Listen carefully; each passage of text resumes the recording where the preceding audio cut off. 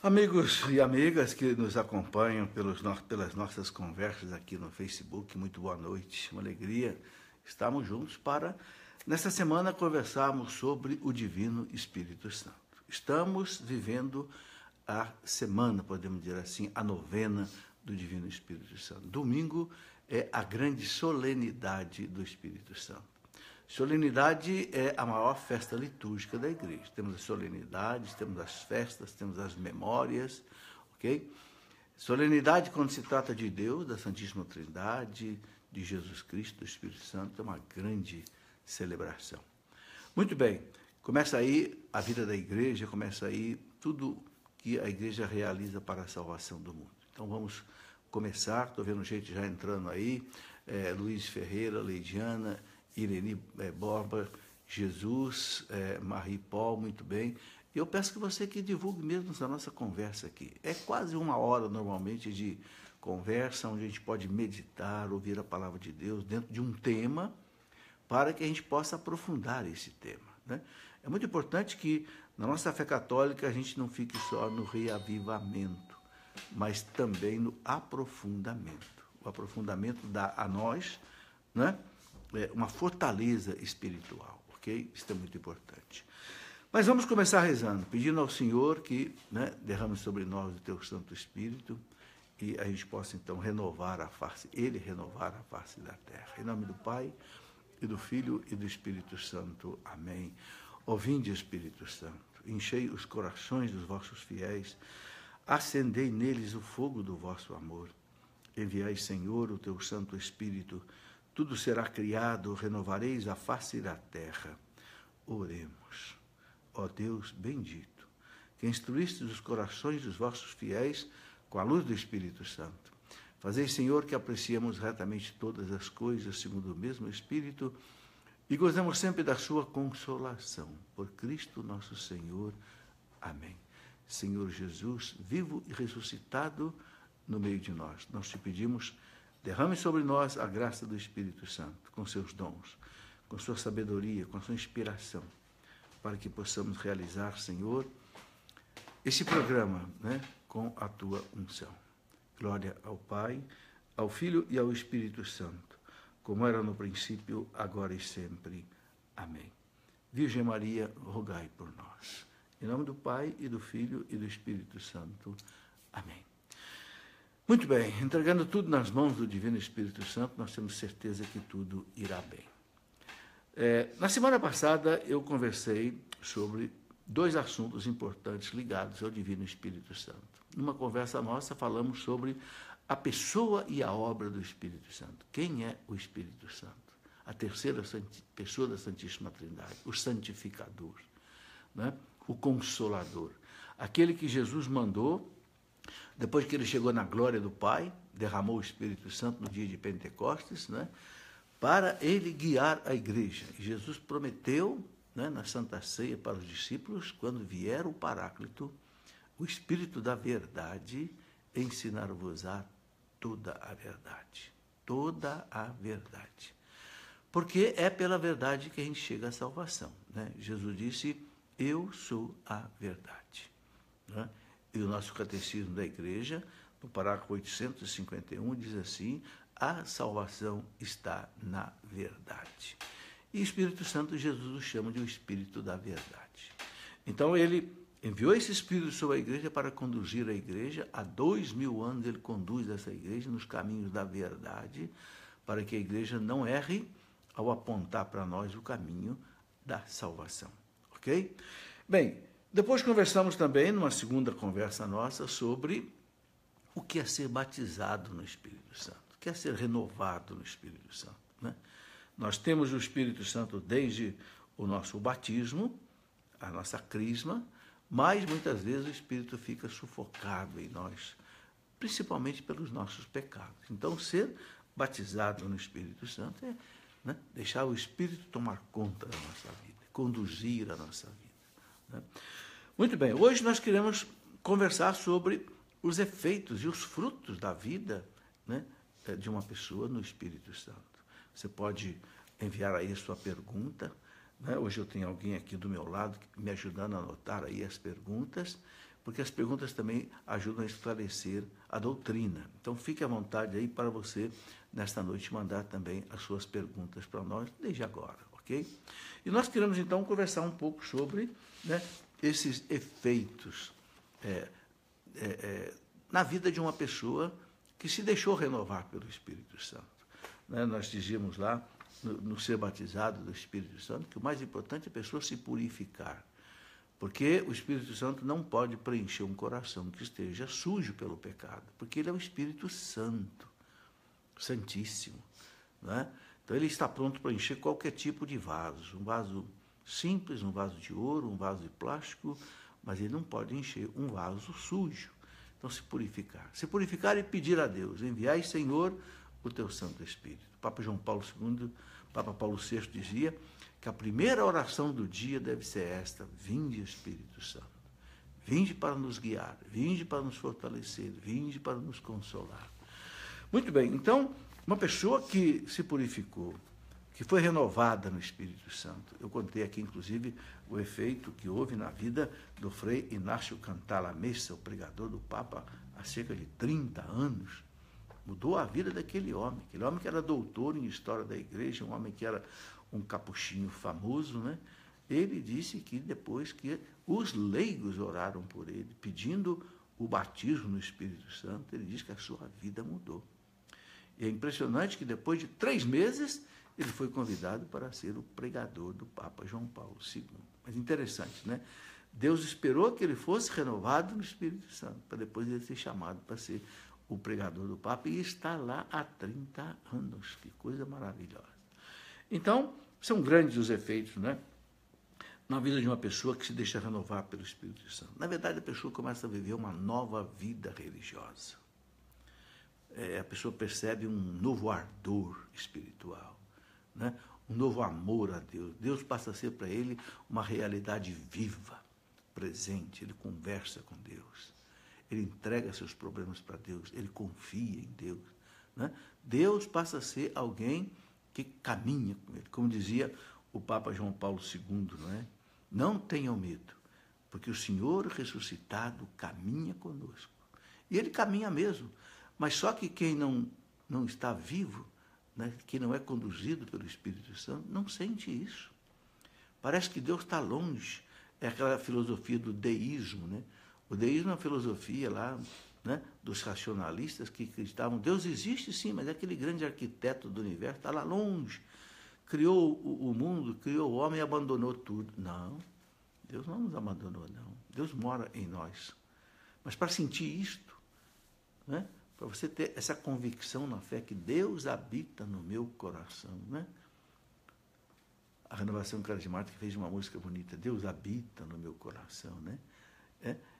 É preciso ter, então, essa vida no Espírito. Então, o primeiro ponto é uma vida religiosa, uma vida nova. Depois a pessoa passa a ter um grande amor à palavra de Deus. Eu me lembro que quando eu passei da minha experiência no Espírito Santo, em 1974, eu tive uma sede de ler a Bíblia. Né? Meu Deus, qualquer tempinho que eu tinha, eu já era professor universitário, lá em Itajubá, na Universidade Federal de Itajubá, mas qualquer tempo que eu tinha na minha casa, à noite eu queria estar lendo a Bíblia, eu li a Bíblia inteira e sublinhei a Bíblia, meu Deus, devorei a Bíblia, né? O Espírito Santo tem que dar essa sede. Por quê? Porque foi ele que inspirou a Bíblia, ele que guiou cada um dos agiógrafos, os escritores sagrados. Então é ele também que dá a nós um desejo de conhecer a palavra de Deus, né? Que São Paulo fala, a palavra de Deus é viva, né? É útil para exortar, consolar, edificar, formar o homem de Deus na justiça e na verdade. Bem, então a Bíblia é algo fundamental. Infelizmente, muitas pessoas, meus irmãos, nem têm a Bíblia, não é? Porque não tem sede de ler a palavra de Deus, né? Não sabe nem encontrar na Bíblia o que é os livros. Né? Você pode encontrar lá, procura aí o livro do Levítico, não sabe achar, procura aí o livro, não sei, dos Efésios, a Carta de São Paulo aos Efésios, não sabe nem achar, não tem nem noção do que é o Antigo Testamento, do que é o Novo Testamento, sabe? Mas eu vejo pessoas muito simples nos grupos de oração que conhecem a Bíblia perfeitamente. Não tem, claro, aquela erudição de um exegeta, de um hermeneuta, mas ele tem aquele contato com a palavra de Deus. Porque o Espírito Santo dá, né, esta unção para a pessoa. Depois também aquele desejo de rezar. O grande dom da renovação carismática católica, eu acredito, é exatamente a oração. Está ensinando o povo a rezar. Quantos grupos, meus irmãos, né? Dizem as estatísticas que no Brasil são mais de 20 mil grupos de oração. Só que no estado de São Paulo, mais de 5 mil. Que coisa maravilhosa, pessoas que se reúnem para rezar o terço, fazer adoração ao Santíssimo, né? Cerco em que as pessoas estão aí, né, diante do Santíssimo, rezando o terço, rezando, né, ladainhas e tudo mais, né? Então, aí a oração é outro ponto básico. Tanto a oração pessoal quanto a oração comunitária, a oração litúrgica. A pessoa que é renovada pelo Espírito Santo, ela gosta de rezar. Ela gosta de rezar, por exemplo, a liturgia das horas, né? E hoje é fácil de encontrar. Quem tem, por exemplo, né, o telefone, o iPhone, por exemplo, tem lá o iLiturgia, aquele aplicativo que você tem toda a liturgia das horas, que a igreja reza no mundo inteiro, de 3 em 3 horas. É a oração oficial da igreja. Também a Santa Missa, né? Eu percebo que as pessoas que são renovadas no Espírito Santo gostam de ir na missa todo dia, quando pode, né? E quando não pode, pelo menos no domingo.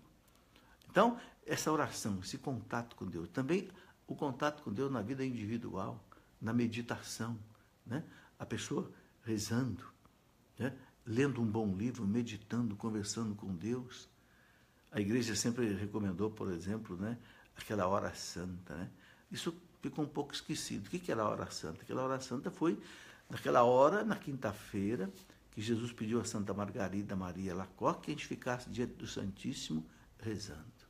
Adoração, intercessão, reparação e louvor a Deus, né? Tudo isso a gente percebe que as pessoas que têm, né, um gosto, foram renovadas no Espírito Santo, né? Elas têm esse gosto pela oração. Depois, um outro ponto também, é a pessoa sentir a necessidade da purificação. Então, o Espírito Santo começa a mostrar para a gente os nossos pecados, né? Ser batizado no Espírito Santo, como eu falei, não é uma confirmação do estado de santidade, não. Não, é início de santificação, né?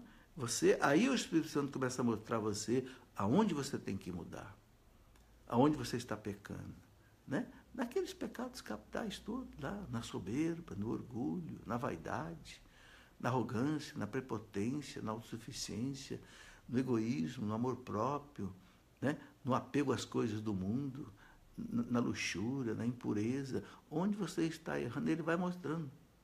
Mas ele mostra de uma maneira interessante, ele mostra sem te acusar. Quando o demônio mostra o nosso pecado, ele mostra para nos acusar.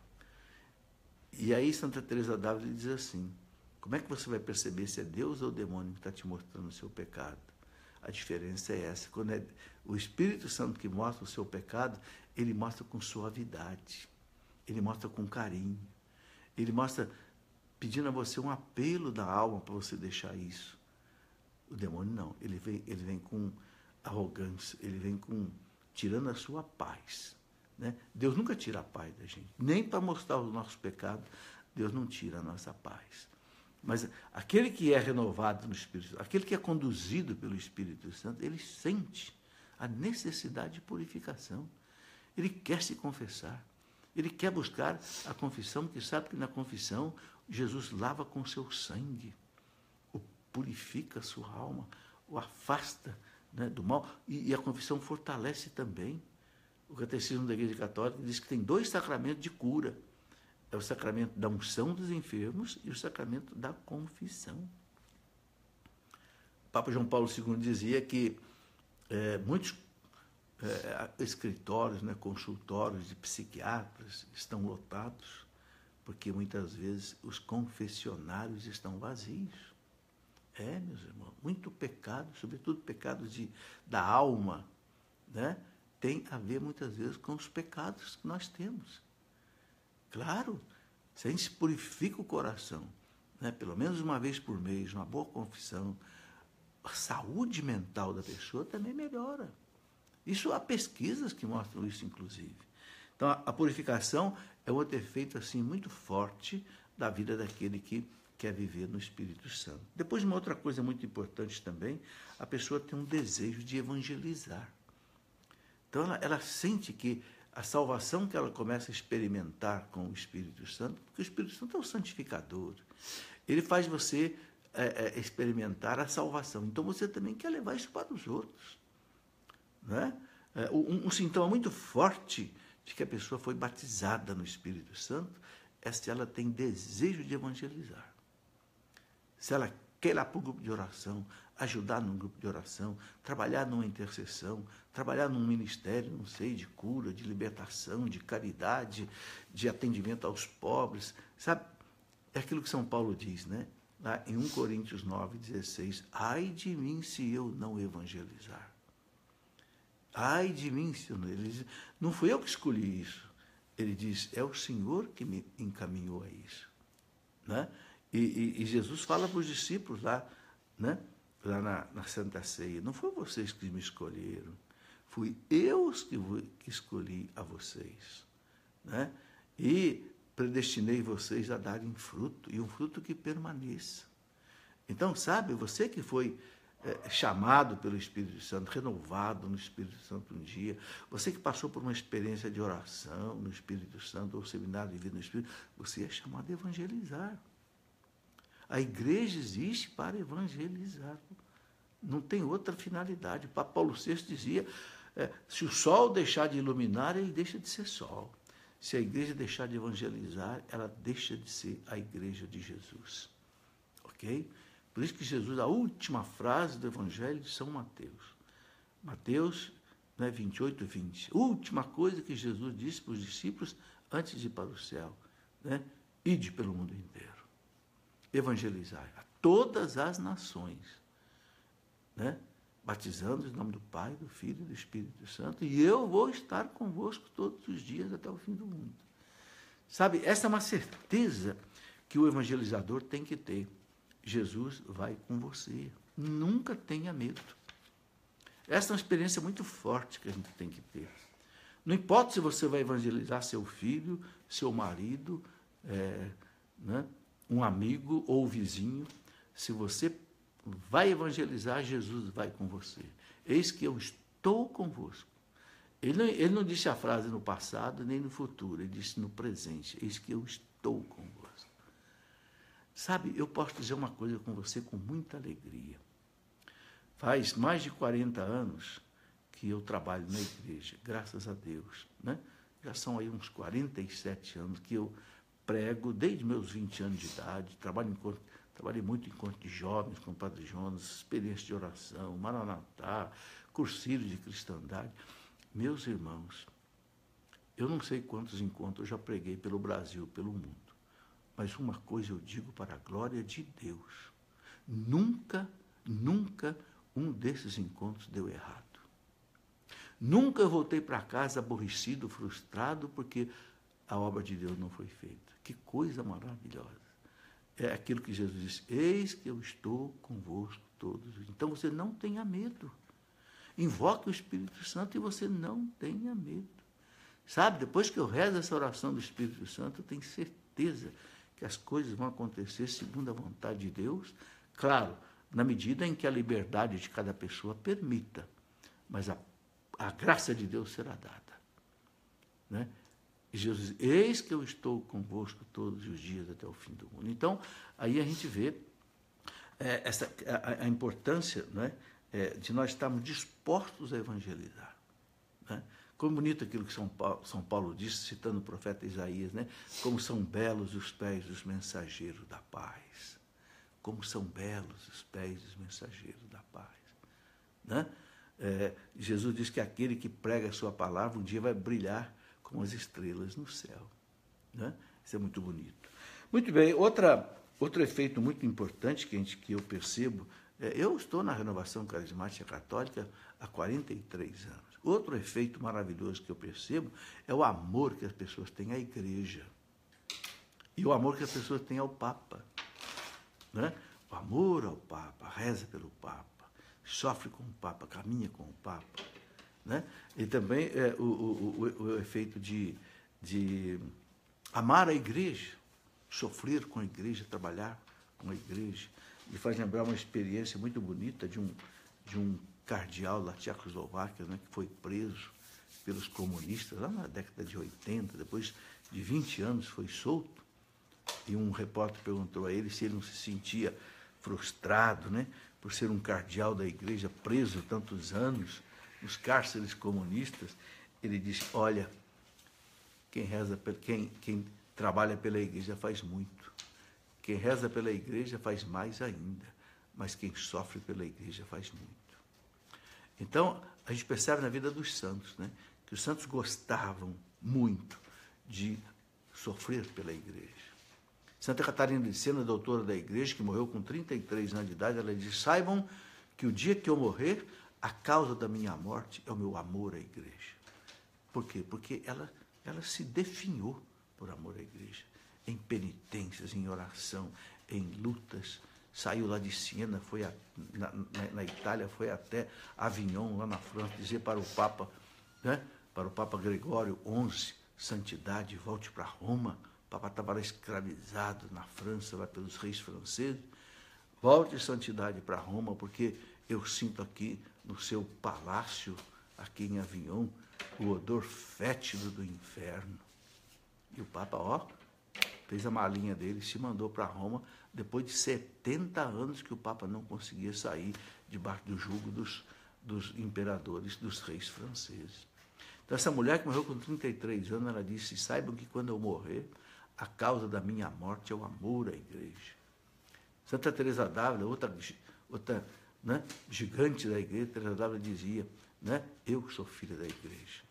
Eu submeto à igreja tudo que eu escrevi, tudo que eu fiz. E ela viveu no tempo de Martinho Lutero, né, daquela revolução protestante. Eu sou filha da igreja. Eu fico na igreja, eu morro na igreja. Eu, né, nasci na igreja e eu morro na igreja. A grande doutora. Então, eu percebo que a pessoa que tem essa renovação no Espírito Santo é uma pessoa que ela também ama a igreja profundamente.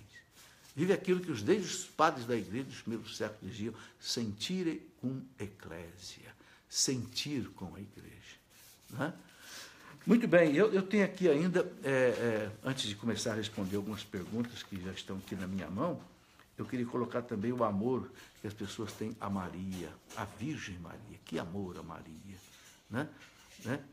A pessoa renovada no Espírito Santo é uma pessoa que... Porque Maria é a esposa do Espírito Santo. Foi nela que o Espírito Santo gerou Jesus. E é com ela no nosso coração que deve gerar também o Espírito Santo. Deve gerar também Jesus em nossa alma. Então, aquele que é renovado no Espírito, ele gosta de rezar o terço. Ele gosta de rezar as novenas de Nossa Senhora, as festas de Nossa Senhora, as festas litúrgicas, né? Aquela devoção à Nossa Senhora Aparecida, devoção à Nossa Senhora de Lourdes, devoção à Nossa Senhora de Fátima, né? Ele caminha com Maria. Como dizia São Luís de Montfort, naquele tratado da verdadeira devoção à Virgem Santíssima, né? São Luís de Montfort dizia, né? Faz tudo por Maria, com Maria, em Maria e para Maria. Né? Porque aí ele estará fazendo tudo por Jesus, para Jesus, com Jesus e em Jesus. Maria é um caminho para Jesus. Né? Então, aquele lema, né? Tudo por Jesus, mas nada sem Maria. Tudo será feito por Jesus. Só por ti, Jesus. Eu escrevi até um livro com esse título, Só por ti, Jesus, mas nada sem Maria.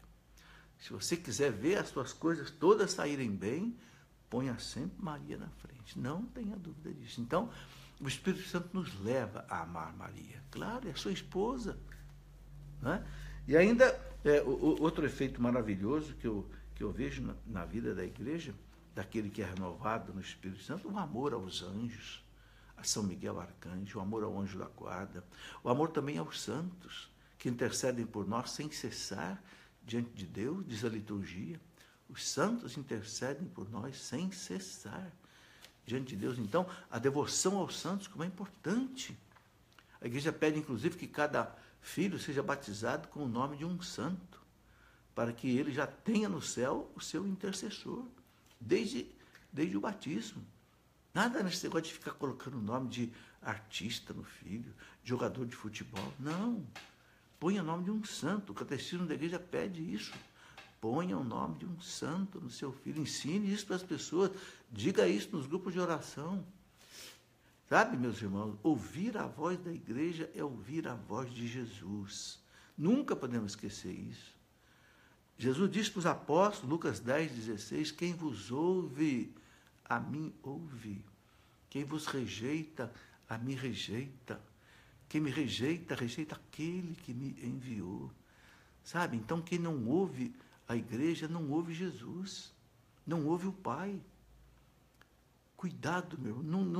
Não desligue a sua conduta, o seu ensinamento da igreja, porque então você se perde. Porque Jesus deixou a igreja para nos guiar nessa vida para a eternidade. Ela é o sacramento universal da salvação. Ela é o corpo místico de Cristo. Desprezar a igreja é desprezar Jesus. Paulo VI dizia, quem não ama a igreja não ama Jesus Cristo. Guarde bem essa frase. Quem não ama a igreja católica não ama Jesus Cristo. Por quê? A igreja é o corpo de Cristo. Será que você pode amar a minha cabeça? Jesus é a cabeça da igreja. Será que alguém pode amar a cabeça e não amar o corpo? Será que você pode chegar em mim, beijar meu rosto e dar um soco no meu estômago? Não.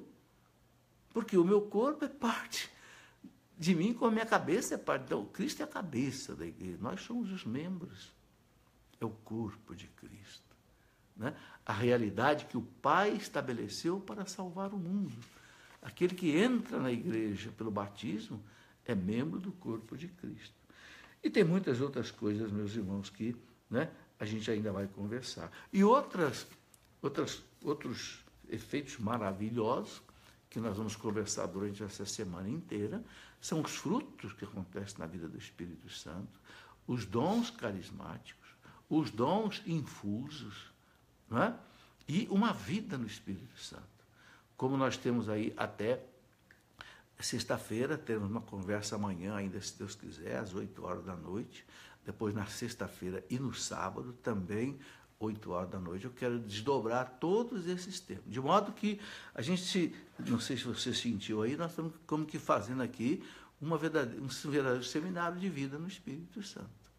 Claro, de maneira assim, muito simplificada, muito simples. Mas o conteúdo é esse que, se você acompanhar até o sábado, você pode ter para que você participe na missa do domingo, na solenidade do Espírito Santo, né? E receba ali uma renovação espiritual. Bem, vamos ver aqui algumas perguntas, né? Começo aqui pela pergunta da Fátima Souza. Ouvi de um padre que a segunda vinda de Jesus já aconteceu. Foi a vinda do Espírito Santo. É isso mesmo? Não, a igreja diz que não. Sabe, gente, é o que eu digo, a gente não pode ficar inventando as coisas que a igreja não ensina. Eu tenho como lema o seguinte, né? Não ensine o que a igreja não ensina. Não proíba o que a igreja não proíbe. Não autorize o que a igreja não autoriza. E não queira saber o que a igreja não sabe. Se você pegar o Catecismo da Igreja Católica, que é o documento oficial do magistério da igreja sobre a doutrina, vai dizer o quê? Né? Jesus vai voltar no último dia, na parousia. Então não tem esse negócio que Jesus, né, já voltou. Não. O Dr. Scott Hahn, ele faz uma digressão muito interessante, que é a seguinte, ele fala, Jesus volta todas as vezes na Eucaristia. É verdade.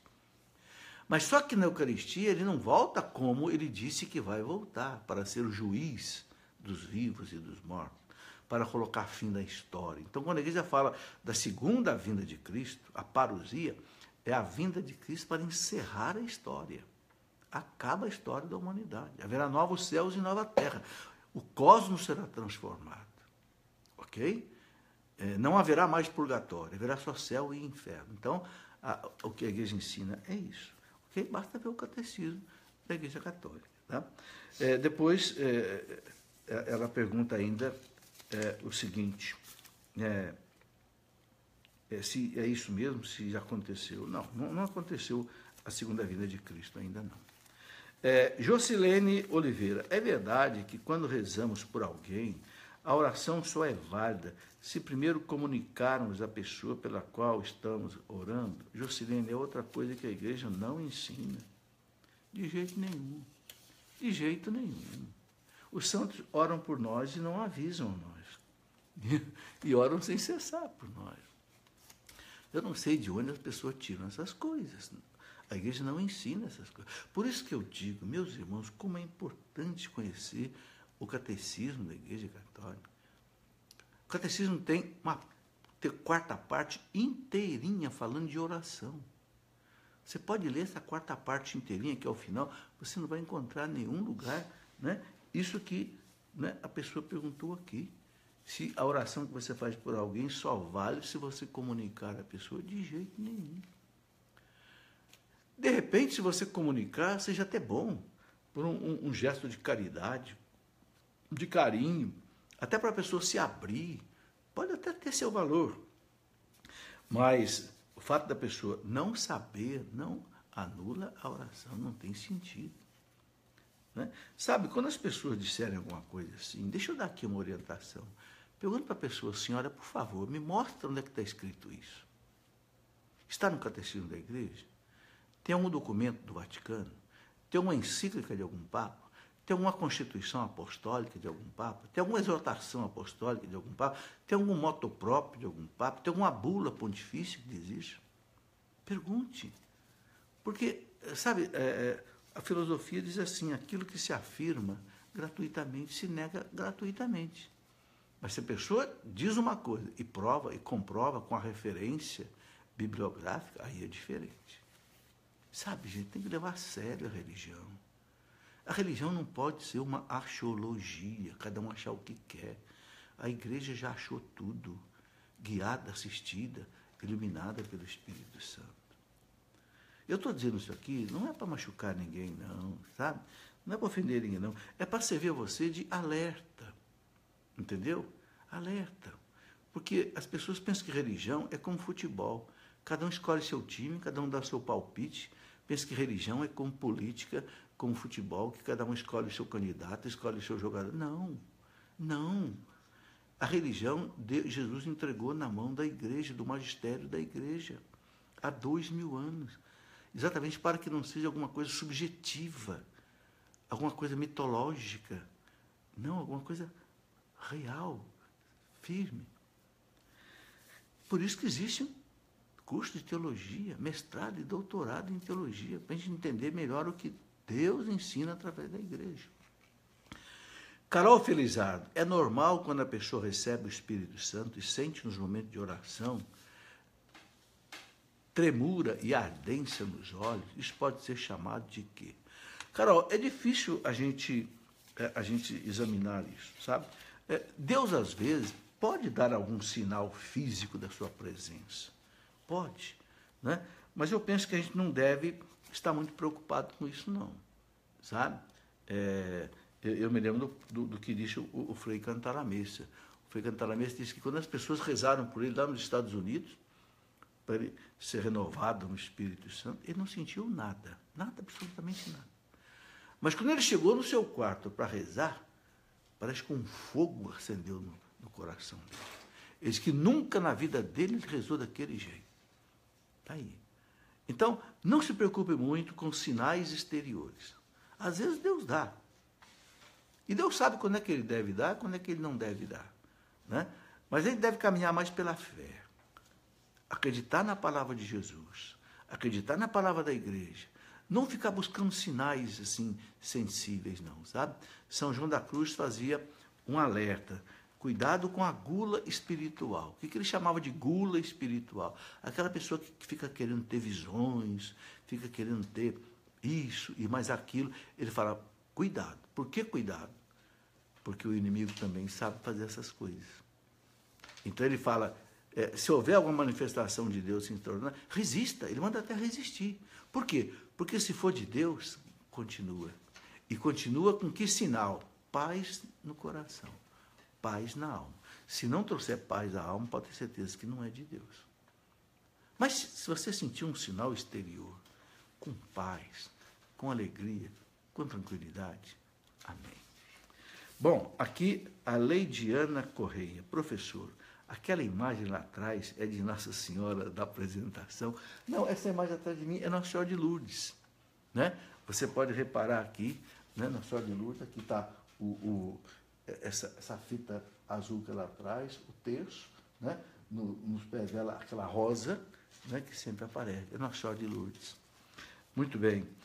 Jaqueline Ranquines, o que é repouso no Espírito Santo? Jaqueline, repouso no Espírito Santo, algumas pessoas explicam como assim, como se fosse um relaxamento no Espírito Santo. Relaxamento no bom sentido, né? A pessoa como que ela não está dormindo, ela não está em transe, né? Mas ela fica assim como que abandonada no Espírito Santo. Bom, aí eu preciso dizer o seguinte, a CNBB, um dia, num documento sobre a renovação carismática católica, documento 53 da Conferência Nacional dos Bispos do Brasil, eles disseram o seguinte, que nós não devemos realizar práticas de repouso no Espírito. E eu obedeço os bispos nesse aspecto. Ou seja, ninguém deve promover, provocar, né, o batismo, o repouso do Espírito. Por que os bispos colocaram isso? Porque muitas vezes pode haver coisas que não são do Espírito Santo. Pode haver um efeito psicológico, um efeito de, não sei, de sugestão de massa, e aí nós estaríamos meio como que abusando das coisas de Deus. Né? O Catecismo da Igreja fala que a gente não deve buscar temerariamente os dons especiais. Agora, se você está rezando por uma pessoa, a pessoa sem nenhuma, né, vamos dizer assim, sugestão, nem imposição, se a pessoa, não sei, desfalece no Espírito, repousa no Espírito, paciência. São Paulo diz que o Espírito Santo age onde quer e como quer, como um vento que sopra, a gente não sabe de onde vem, para onde vai. Então, os bispos pediram, documento 53 da CNBB, que não se faça, vamos fazer aqui um repouso no Espírito. Tá? Não, aí eles pedem para não fazer. Sabe, gente, nós temos que obedecer os bispos. Né? Eu não estou dizendo que o repouso no Espírito não aconteça. Eu acredito que acontece, sinceramente. Mas é um dom especial, né? Que a gente deve deixar que aconteça espontaneamente, como os bispos no documento 53 disseram. E eu li um livro do grande cardeal Sinens. Cardeal Sinens foi o primeiro cardeal belga, já morreu, que em 1974 foi o primeiro que levou a renovação carismática católica para o Papa Paulo VI. E o cardeal Sinens, no livrinho que ele escreveu sobre o batismo, o repouso no Espírito, ele não recomendava fazer o repouso no Espírito. Né? Como eu estou dizendo aqui, se acontecer espontaneamente, amém, aleluia. Mas não forçar a barra, não forçar a pessoa a cair, não forçar. Se acontecer espontaneamente, paciência. Aí é Deus que quer fazer mesmo. Duvanil de Silva, podemos orar pedindo os 7 dons do Espírito Santo ou o Senhor dá dons diferenciados sem que peçamos em oração? Veja, Duvanil, eu vou fazer um programa aqui, acho que amanhã, né, sobre os 7 dons do Espírito Santo. Os dons infusos e também os dons carismáticos. Os dons infusos, os 7 dons infusos, nós podemos pedir os 7. Por quê? Porque a igreja diz que eles são dados, os 7 são dados a nós desde o batismo. Por quê? Para a nossa santificação. A criança vai crescendo, então para que ela cresça fortalecida na fé, na espiritualidade, no amor a Deus, vencendo o pecado. Então, Deus dá os 7 dons, sabedoria, ciência, inteligência, conselho, fortaleza, piedade e temor de Deus. Eu vou explicar cada um deles amanhã, se Deus quiser. Ok? E Deus dá, né, os dons carismáticos, não é para mim, é para a comunidade. Os dons carismáticos não é para a pessoa. Ele dá à pessoa para a pessoa trabalhar pela edificação da comunidade. Então, quem recebe o dom de cura, e o catecismo diz que alguns recebem, a cura é para a comunidade. Ele vai rezar para as pessoas serem curadas. Outro que recebe o dom da profecia, outro que recebe o dom, não sei, do discernimento dos espíritos. Aí, esses dons, é que São Paulo diz, Deus não dá a todos. São Paulo pergunta, todos têm o dom de língua? Não. Todos têm o dom da profecia? Não. Todos têm o dom de cura? Não. Então ele fala, a cada um é dada a manifestação do Espírito conforme a vontade de Deus. Ok? Muito bem.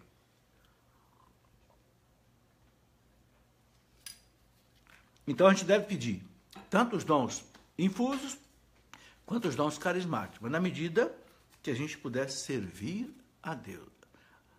Os dons infusos para a nossa santificação, os dons carismáticos para a santificação da igreja. Carlos Domingues, quando a gente pede muito o Espírito Santo e não sente nada, ele age mesmo assim? Não tenha dúvida, Carlos. Carlos, a religião não é sentimentalismo. Religião é fé. E fé não é sentir. Fé é acreditar. Quem é que sente Jesus na Eucaristia? Eu vou ser sincero, eu não sinto.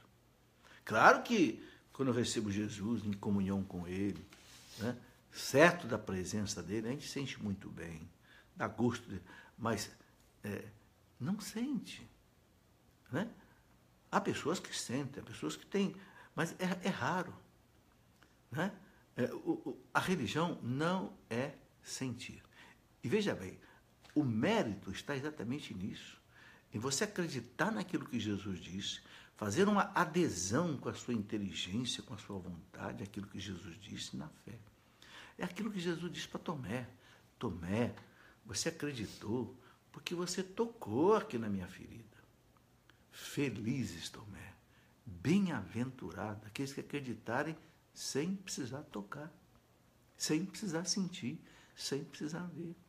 Entende? Então, meus irmãos, o nosso mérito diante de Deus está exatamente em acreditar, sem ver, sem sentir, sem ouvir, mas pela fé. Né? São João diz, né, a fé, esta é a vitória que vence o mundo, é a nossa fé, acreditar. Né? Claro que a fé, eu já expliquei aqui, não é alguma coisa assim no escuro, não. A igreja nos dá as credenciais. Cristo nos dá as credenciais da sua divindade, do seu poder, do seu amor. Por isso que a gente se joga nele, né? Com toda a confiança. Jaqueline Ranquines, o que devo fazer para estar ou ser mais íntimo do Espírito Santo? Jaqueline, as coisas que a igreja recomenda. Né? Eu fiz uma conversa no sábado, exatamente falando na sexta-feira, falando do ser batizado no Espírito Santo, ser cheio do Espírito Santo, sabe? Em primeiro lugar, repito, examinar a consciência, ver se não tem pecado, especialmente pecado mortal na alma, né? Uma boa confissão, né? Manter uma confissão, assim, pelo menos aí a cada 30 dias, mas eu digo 30 dias, porque é o que eu faço. De repente, para alguém pode ser necessário outro intervalo de tempo. Né? Mas a confissão, ela lava a nossa alma, então facilita a vinda do Espírito Santo. Ok? Eu sinto que depois da confissão eu saio mais forte espiritualmente. Sabe? O Espírito Santo vem. Então, como é que você fica cheio do Espírito Santo? Se purificando, pedindo o Espírito Santo. Vinde, Espírito Santo. Jesus, né, disse lá em Lucas capítulo 11, Jesus diz lá, né? Qual é o pai que o filho pede um pão, ele dá uma pedra? Qual é o pai que o filho pede um peixe, ele dá uma serpente? Qual é o pai que o filho pede um ovo, ele vai dar um escorpião? Né? E Jesus diz que vocês que são maus, né? Maus, não, pecadores, nós somos, sabem dar coisas boas para os seus filhos, quanto mais o Pai do céu dará o Espírito Santo aos que o pedirem. Mas o que é esse aos que o pedirem? Aqui tem uma coisa muito importante de você entender. Tem que pedir com sede. Deus não dá água para quem não tem sede. Porque quem não tem sede não pede. Você já viu alguém pedir um copo d'água sem ter sede? Não. A pessoa pede um copo d'água quando ela está com sede. Por favor, dá um copo d'água. Aí você dá, ela toma com gosto. Então, o Espírito Santo vem a nós quando a gente tem sede dele. E o que é essa sede? Essa sede é você sentir que você precisa dele. Ele é o teu santificador. Ele é, né, a alma da igreja. Ele que te ilumina. Ele que é a verdade. Ele que conduz a igreja. Sem ele você não consegue vencer o pecado. Né? São Paulo fala na carta aos Romanos, né, capítulo 8. Todo o capítulo 8 da carta aos Romanos é sobre o Espírito Santo. Ali São Paulo diz assim, né? Se viverdes pelas obras da carne, morrereis. Mas, se pelo Espírito fizeres morrer as obras da carne, vivereis. Está entendendo? Capítulo 8 da carta aos Romanos, né? Versículo lá, se não me engano, 17, por ali, São Paulo fala, se viverdes pelas obras da carne, ou seja, o pecado, morrereis. Morre a vida de Deus em nós, morre o estado de graça santificante. Né? Mas, aí ele fala, se pelo Espírito Santo fizeres morrer as obras da carne, vivereis. O que São Paulo está dizendo com isso? Nós não conseguimos vencer o pecado sozinho. Não conseguimos. Né? Tem uma música que eu gosto muito na renovação carismática, eu não posso sozinho dividir o Espírito Santo. Eu não sei, não me lembro bem como é que é a letra. Sozinho eu não posso, sozinho eu não consigo. É isso mesmo. São Paulo diz, se pelo Espírito fizeres morrer as obras da carne, vivereis. Então, pedir ao Espírito Santo, você quer ser cheio? Então peça, mas peça com fome, com sede. Diga a ele, Senhor, se o Senhor não vier, eu estou roubado. Se o Senhor não vier, eu estou na água. Se o Senhor não vier, eu não consigo deixar esse cigarro, deixar essa maconha, deixar essa bebida, deixar esse sexo fora do lugar. Eu não consigo, Senhor. A minha natureza é machucada pelo pecado original, enfraquecida. Se o Senhor não vier restabelecer a fortaleza, o dom da fortaleza na minha alma, Senhor, eu estou roubado. Eu estou danado. A palavra danado vem do quê? Danação. Danação quer dizer perdição. Você entendeu? Santo Agostinho dizia assim, Jesus se esconde na Eucaristia porque ele quer ser procurado. O Espírito Santo também. Eu acho que ele se esconde um pouco porque ele quer ser procurado. Ele quer que a gente peça, mas peça com sede, né? Lene Asaf, o que são os pecados da alma? Lene, eu entendo que os pecados da alma, não sei, talvez você queira... Os pecados capitais, eles são divididos em dois grupos. Os pecados que estão mais ligados ao corpo e os pecados que estão ligados mais à alma. Porque nós somos formados de corpo e alma. A morte é quando a alma se abandona o corpo, certo? Quais são os pecados do corpo? O pecado do corpo é aquele pecado de, por exemplo, gula, né? Sexo, fora do lugar, fora do plano de Deus. Aqueles pecados que dependem do corpo. Né? Tem pecado que não depende do corpo. Por exemplo, soberba, orgulho, vaidade, né? Arrogância, prepotência, né? Exibicionismo, amor próprio. Tá certo? Inveja, ira. Pecados lá do pensamento, da alma, né? Então, os pecados capitais, mais ou menos, separam pecados ligados ao corpo, pecados ligados à alma. Talvez seja isso que você esteja se referindo. Ednei Araújo, qual a importância da presença de Maria, mãe de Jesus, em Pentecostes? Ednei, que pergunta boa que você fez. A igreja diz que a presença de Maria ali no dia de Pentecostes foi uma coisa extraordinária. Primeiro, por quê? Porque ela é esposa do Espírito Santo. Então, os padres da igreja dizem que Maria, ali em Pentecostes, como que atraiu o Espírito Santo. Porque você sabe que o esposo que ama a esposa, tudo que ele quer, ele está perto dela, está junto dela. Sem dúvida. A maior prova de amor é a comunhão. A pessoa quer estar junto. Sabe, um casal que não quer ficar junto, né? Não, você vai lá dormir lá numa outra casa, eu vou dormir aqui. Hoje tem casais que moram em apartamentos separados. Não existe amor aí. Não existe o amor de Deus aí. Né? O amor ele exige comunhão. Então, como o Espírito Santo, ele foi quem gerou Jesus em Maria, a igreja chama Maria a esposa mística do Espírito Santo. Então, os padres da igreja dizem que Maria, ali em Pentecostes, como que atraiu. Né? É interessante o evangelista dizer que os apóstolos estavam reunidos no cenáculo com Maria, a mãe de Jesus. E você nunca viu nenhum evangelista chamar Maria mãe de alguma outra pessoa que não fosse mãe de Jesus. Né? Nunca você vai encontrar lá o evangelista Maria, mãe de Jesus, e mãe de Tiago. Não, Maria, mãe de Jesus. Ela só tinha Jesus. Não teve outro filho. Né? Então, ela estava ali. Outra coisa que a igreja vê ali Maria em Pentecostes, a igreja foi manifestada ao mundo ali. A igreja, podemos dizer que nasceu para o mundo ali em Pentecostes. E ali estava a mãe da igreja. Né? Por quê? Alguns teólogos dizem assim, não, a igreja nasceu foi no seio da Virgem Maria, porque Jesus é a cabeça da igreja. Então, ela gerou a cabeça e gera os membros. Então, a igreja, na verdade, começou no seio da Virgem Maria. Ela é mãe da igreja. O Papa Paulo VI, no Concílio Vaticano II, deu a Maria esse título, Maria Mater Ecclesiae. Então, a mãe da igreja estava ali, quando a igreja era anunciada ao mundo, a igreja era com que nascia, né, para começar a sua missão no mundo. Então, a presença de Maria ali, e a gente vê, né, que coisa, como ela certamente ajudou a igreja ali que nascia. Márcio Socorro, como trabalhar melhor o dom da profecia? Ô Márcio, eu vou fazer um programa sobre os dons carismáticos, penso que amanhã, se não for amanhã, é sexta-feira. Essa semana inteira nós vamos conversar sobre o Espírito Santo, ok? Bom, eu falarei um pouco sobre cada um dos dons.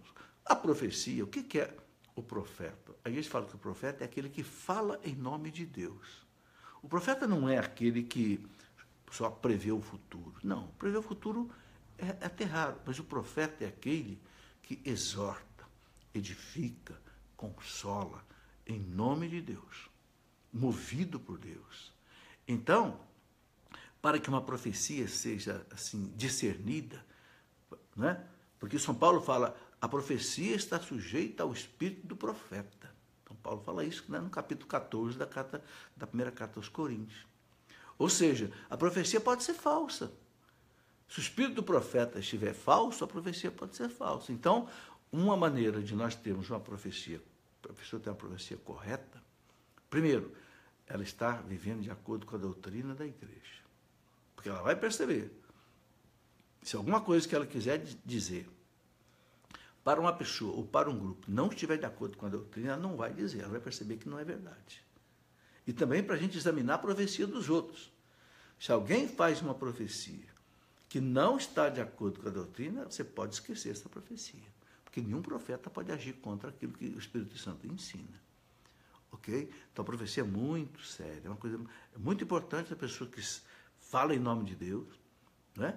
Nós temos verdadeiros profetas na igreja, como o João Paulo II, nossos papas, né?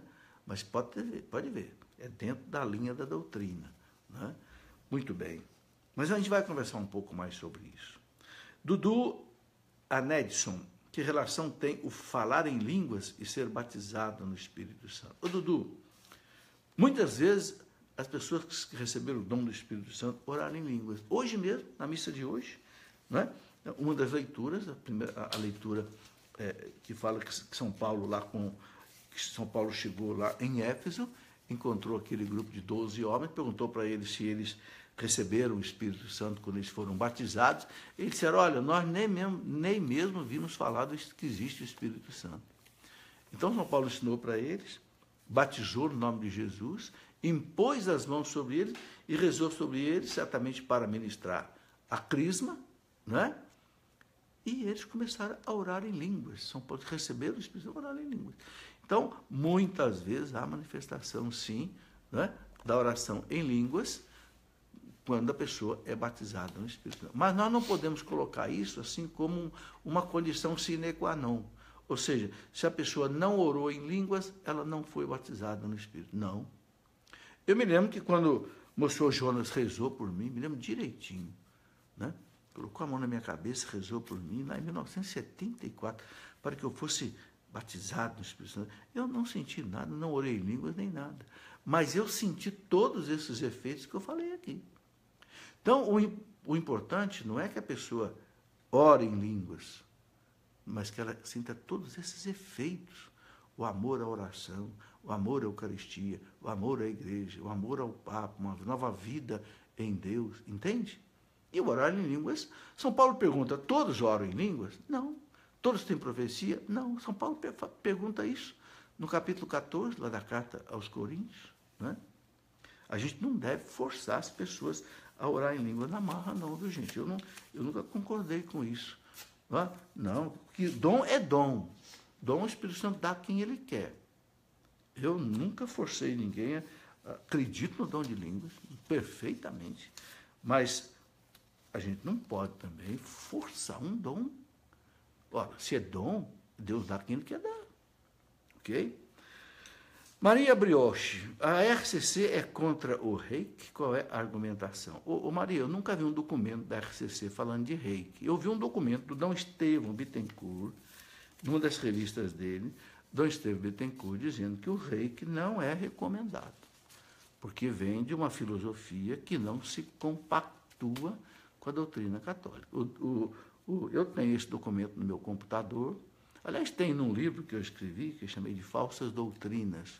Nesse livro eu transcrevi ali a matéria do Dom Estevão Bittencourt sobre reiki, sobre mais de 200 coisas desse tipo, né, que as pessoas perguntam. Então, ele não recomendava.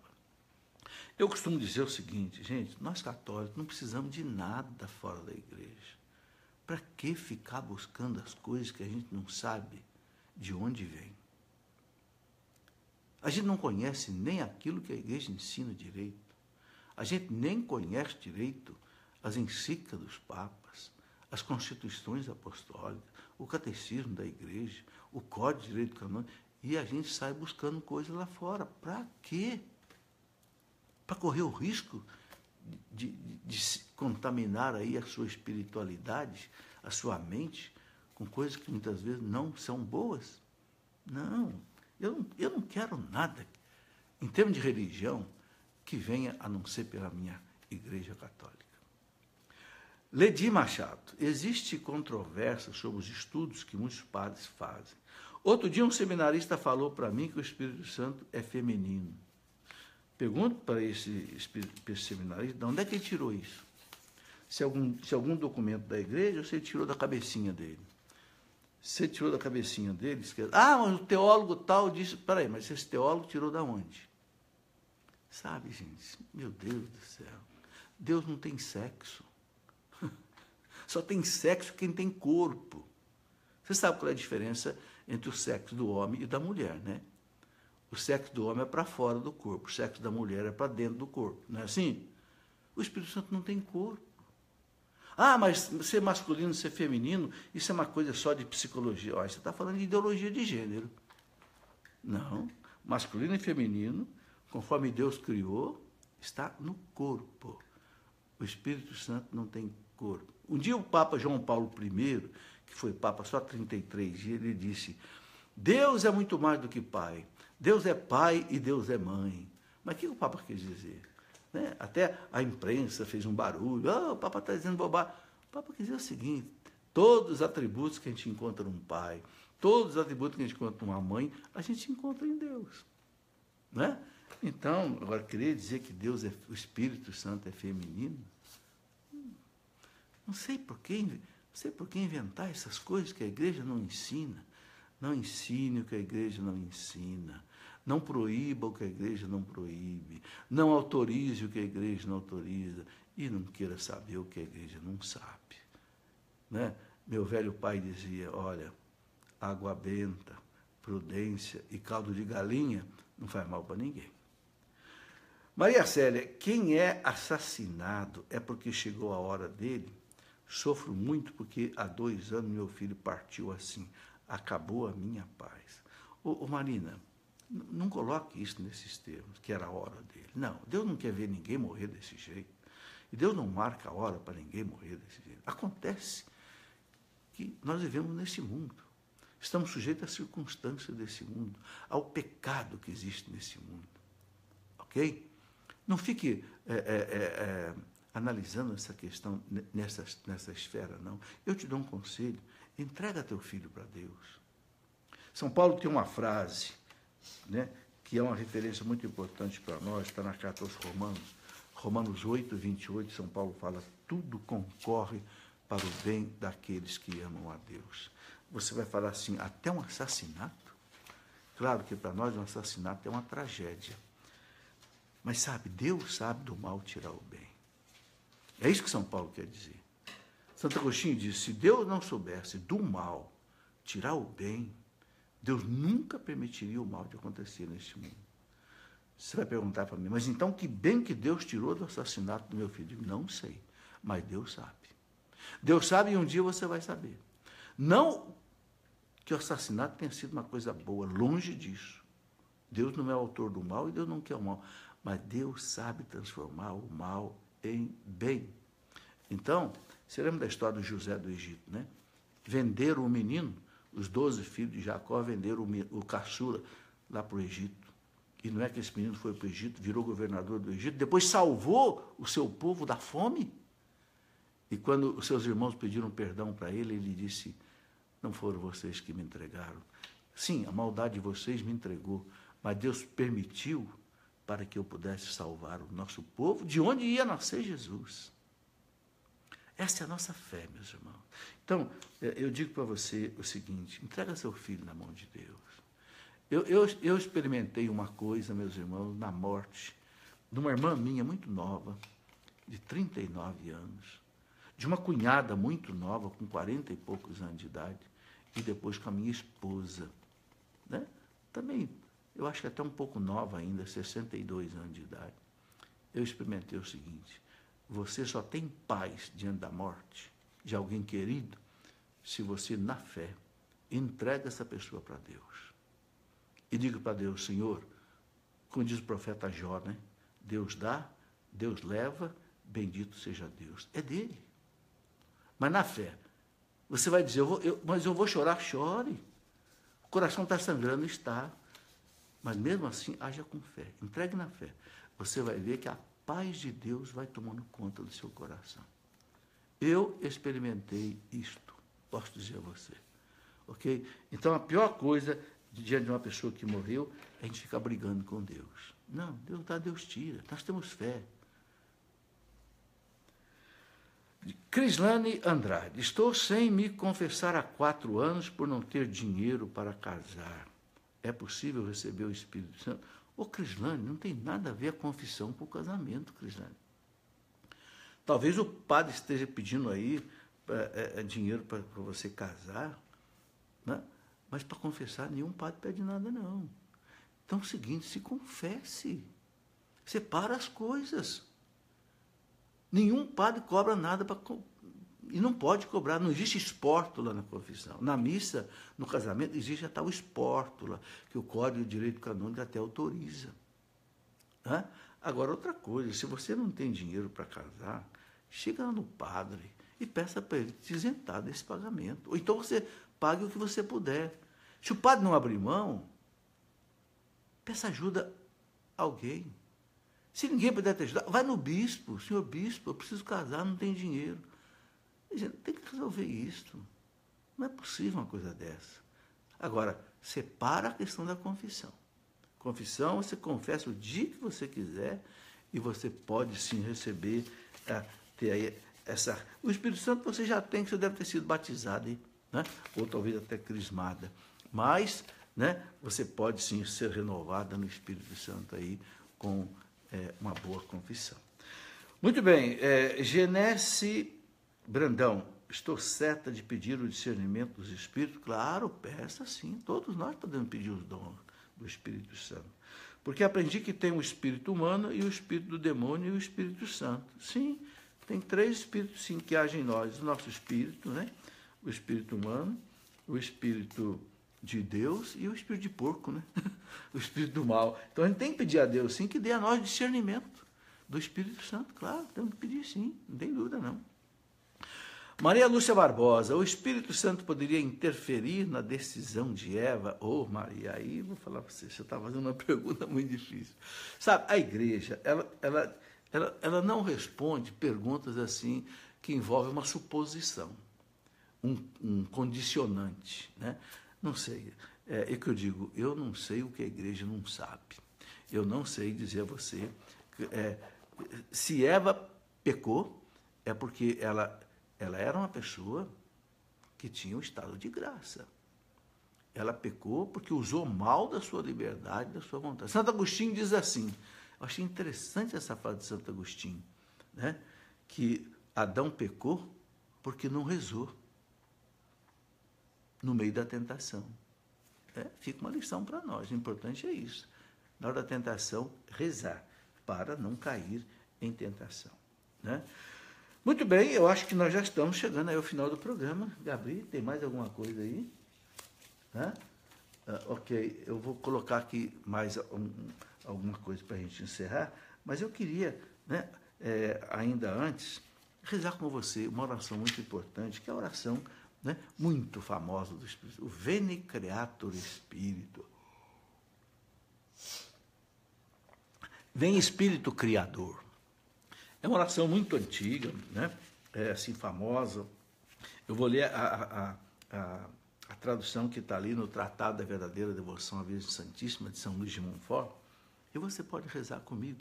Tem em latim e tem em português. Em português diz, vem, ó Espírito Criador, as almas dos teus visita as almas dos teus, né? Os corações que criaste, enche da graça divina, enche, Divino Espírito Santo, da graça divina.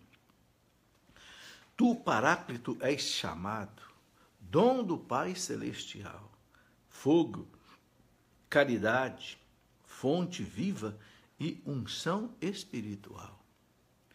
Tu dás septiforme graça, esses são os 7 dons, septiforme. Tu dás septiforme graça. Dedo és da destra paterna, é o dedo direito de Deus, né? Onde Deus escreveu, né? Lá na pedra, as tábuas dos mandamentos, né? Do Pai solene promessa, das forças da voz superna, né? Do Pai solene promessa, o Pai prometeu que ia mandar o Espírito Santo, como Jesus disse, né? O prometido do meu Pai, e mandou mesmo, né? Em Pentecostes. De nós afasta o inimigo, é Ele que afasta de nós o inimigo. Dá-nos a paz sem demora, Ele é o príncipe da paz. Guia-nos e evitaremos tudo quanto se deplora, tudo quanto é mal, guia-nos, né? Dá que Deus Pai e seu Filho, por ti nós bem conheçamos. Olha que bonito, né? Por ti nós possamos conhecer bem o Pai e o Filho. E em ti, Espírito de ambos, em todo o tempo creiamos. A Deus Pai se dê a glória, e ao Filho ressuscitado, Paráclito, e a ti também, com louvor perpetuado. Amém. Está aí, meus irmãos, essa oração, né, o Veni Creator Spiritus, é uma oração muito bonita. Aqui, nesse livrinho também do Tratado da Verdadeira Devoção à Virgem Santíssima, São Luís de Montfort traz também aqui uma ladainha belíssima do Espírito Santo, que num desses dias eu quero rezar também, ao encerrar o nosso programa. Bem, para nós encerrarmos, eu quero colocar aqui algumas recomendações. Algumas pessoas estão perguntando que hora será a live. Live, esse programa ao vivo, né? Amanhã. Então, veja bem, amanhã, que é terça-feira, vamos fazer às 20 horas sobre a visitação de Nossa Senhora, porque amanhã, 31 de maio, é o dia da visitação de Nossa Senhora Santa Isabel. Então, vamos fazer um programa sobre isso, ok? Depois, na sexta-feira, vamos falar dos dons carismáticos e dons infusos. Na sexta-feira, também, às 20 horas. E depois, no sábado, que é véspera do dia de Pentecostes, vamos fazer um programa sobre o Pentecostes e como viver a vida no Espírito Santo, ok? Recordando, amanhã, terça-feira, 20 horas, visitação de Nossa Senhora. Sexta-feira, dons e carismas, dons carismáticos e infusos, 20 horas. E no sábado também, 20 horas, Pentecostes e a vida no Espírito Santo, ok? Muitas pessoas nos acompanharam hoje, inclusive pessoas que vivem nos Estados Unidos, né? Em Portugal, no Japão, Porto Rico. Quero mandar um grande abraço a todos vocês, né? E peço que você possa também conhecer aí a nossa loja.cleofas.com.br, onde você pode conhecer todos os nossos livros. Eu quero mostrar aqui para você 2 livros ligados ao Espírito Santo, né? Já mostrei o Tratado da Verdadeira Devoção à Virgem Santíssima, de São Luís de Montfort, que fala muito do Espírito Santo. O livro escrito pelo Papa João Paulo II, que são 34 catequeses do Papa João Paulo II sobre o Espírito Santo. E o livro que eu escrevi, Descerá sobre vós o Espírito Santo. Esse livro aqui, que tem a apresentação do padre Marcelo Rossi. O padre Marcelo Rossi é fruto da renovação carismática católica, né? Este livro, Descerá sobre vós o Espírito Santo, eu coloco